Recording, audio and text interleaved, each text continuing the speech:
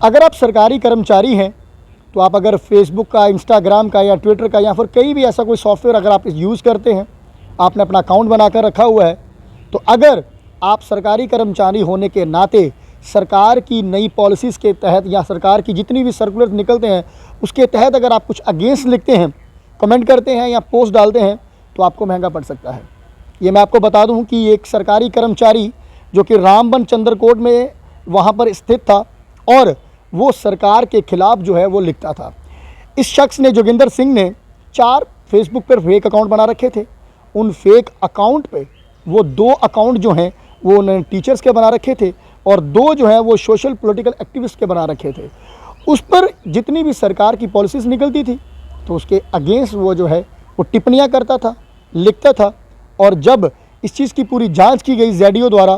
पूरी इंक्वायरी की गई, तो जेडीओ द्वारा देखा गया कि इस शख्स ने तो सरकार की पॉलिसीज़ के ख़िलाफ़ लिखा हुआ है। पिछले दिनों भी आपने थोड़े दिन पहले देखा था कि एक कर्मचारी जो अरनिया साइड का शायद रहने वाला था और उसने एक आईपीएस का अकाउंट बनाकर रखा हुआ था, खुद को वो डीआईजी बताता था कि मैं ये हूँ, तो वहाँ पर भी उसने कईयों से पैसे हटकने की कोशिश की थी। तो यहाँ पर भी एक मामला यही है कि एक सरकारी कर्मचारी है और वो 4 फेसबुक अकाउंट यूज़ कर रहा है, 2 जो है वो सोशल पॉलिटिकल एक्टिविस्ट के यूज़ कर रहा है और 2 टीचर के ही कर रहा है, और वहाँ पर वो सरकार के ख़िलाफ़ लिख रहा है।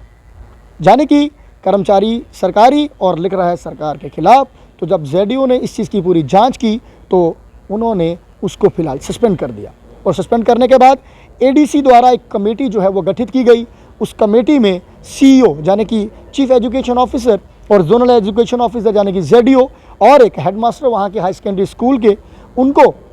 काम सौंपा है कि ये 15 मार्च के पहले पूरी इंक्वायरी की जाए और एक रिपोर्ट सबमिट की जाए कि जोगिंदर सिंह ने क्या लिखा है, किसके बारे में लिखा है, क्या सरकार के ख़िलाफ़ वाकई में उसने लिखा हुआ है। वो सारा जो है वो पॉलिसी जितनी भी उसने कुछ अगर लिखा हुआ है तो वो सारी रिकॉर्ड जो हैं वो 15 मार्च से पहले रिपोर्ट सबमिट की जाए। अब जाने कि अगर आप सरकारी कर्मचारी हैं तो आप सरकार के ख़िलाफ़ लिखते हैं तो कहीं ना कहीं सही भी नहीं है, और अगर आप ऐसा लिखते हैं तो जनाब आपको महंगा तो ज़रूर पड़ेगा,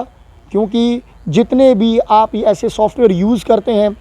कई लोगों ने तो कई सारे फेक अकाउंट बनाकर जो है वो गलत इस्तेमाल करने की कोशिश करते हैं, उसको जो है गलत गतिविधियों में जो है वो इस्तेमाल करते हैं तो पकड़े जाते हैं ये सब लोग भी। क्योंकि जब भी आप अकाउंट बनाते हैं तो ऐसा नहीं है कि आप पकड़े नहीं जाओगे, आप ज़रूर उस समय तो धोखा दोगे ही,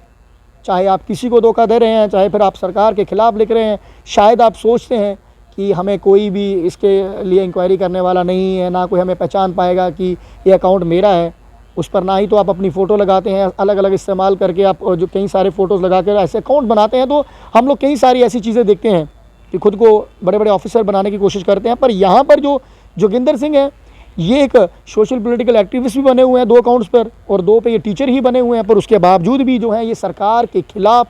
गलत टिप्पणियाँ करते हैं, कमेंट्स करते हैं या पोस्टें डालते हैं। ये जेडीओ ने फ़िलहाल इसको सस्पेंड कर दिया हुआ है, और साथ में ही टीम जो गठित कर दी गई है उसमें सीईओ, जेडीओ और हेडमास्टर जो हैं पूरी इंक्वायरी करेंगे। 15 मार्च से पहले एडीसी को जो है उसकी रिपोर्ट सबमिट करेंगे कि वाकई जो ये चंद्रकोट में इस समय जो स्थित कर्मचारी जोगिंदर सिंह, सरकारी कर्मचारी जो टीचर है, अध्यापक है, वाकई वो सही में सरकार के ख़िलाफ़ लिखता है, और अगर लिखता है तो इसको जो है आने वाले दिनों में महंगा पड़ सकता है, नौकरी से ये अपने हाथ भी धो सकते हैं। तो हम भी अपनी तरफ से यही कहेंगे कि अगर आप सरकारी कर्मचारी हैं तो भाई साहब, अगर आप कुछ भी लिख रहे हैं, ऐसा कुछ भी लिखने के बाद आप सोचें जहन में कि क्या वो सही लिख रहे हैं कि सरकार के ख़िलाफ़ तो कुछ नहीं लिख रहे हैं। अगर लिखोगे तो आपको महंगा पड़ जाएगा। फिलहाल बने रहे हमारे साथ नई अपडेट के लिए, देखते रहें NES डिजिटल टीवी। जय हिंद, जय भारत, जय जम्मू।